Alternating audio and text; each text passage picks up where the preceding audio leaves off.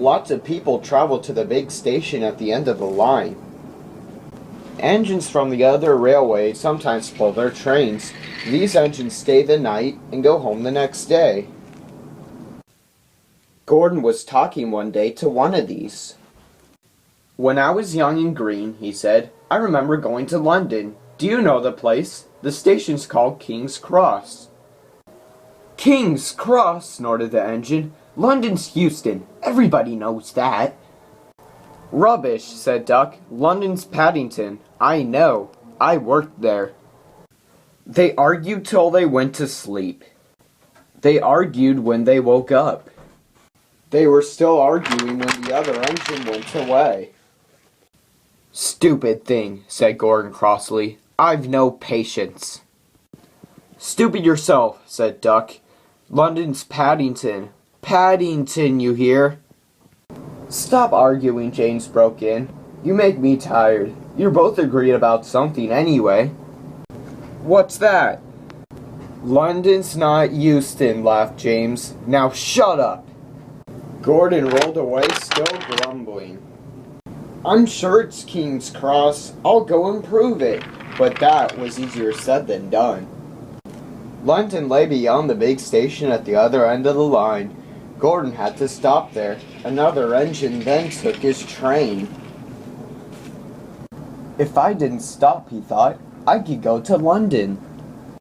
One day he ran right through the station. Another time he tried to start before the fireman could uncouple the coaches. He tried all sorts of tricks, but it was no good. His driver checked him every time. "Oh dear," he thought sadly, "I'll never get there." One day he pulled the express to the station as usual. His fireman uncoupled the coaches and he ran onto his siding to wait until it was time to go home. The coaches waited and waited at the platform, but their train didn't come. A porter ran across and spoke to Gordon's driver. "The inspector's on the platform. He wants to see you." The driver climbed down from the cab and walked over to the station. He came back in a few minutes looking excited. "Hello," said the fireman. "What's happened?" "The engine for the express turned over when it was coming out of the yard. Nothing else can come in or out. They want us to take the train to London. I said we would if the Fat Controller agreed. They telephoned, and he said we could do it. How's that?" "Fine," said the fireman. "We'll show them what the Fat Controller's engines can do." "Come on," said Gordon. "Let's go." He rolled quickly over the crossings and back down onto the train. It was only a few minutes before the guard blew his whistle, but Gordon thought it was ages. Come on," he puffed to the coaches. Come on. "We're going to town," sang the coaches slowly at first, then faster and faster.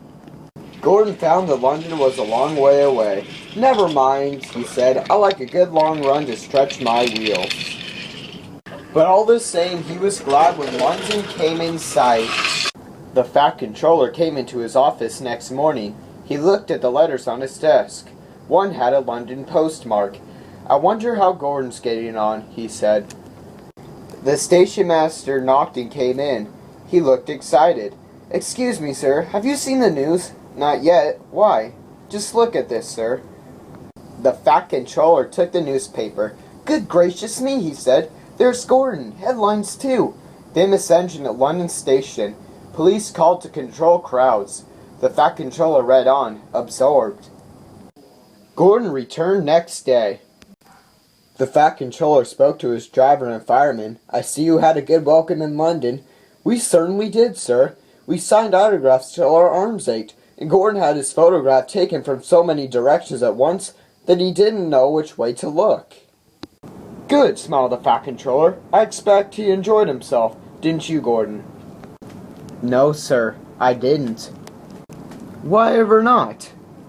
"London's all wrong," answered Gordon sadly. "They changed it. It isn't King's Cross anymore. It's St. Pancras."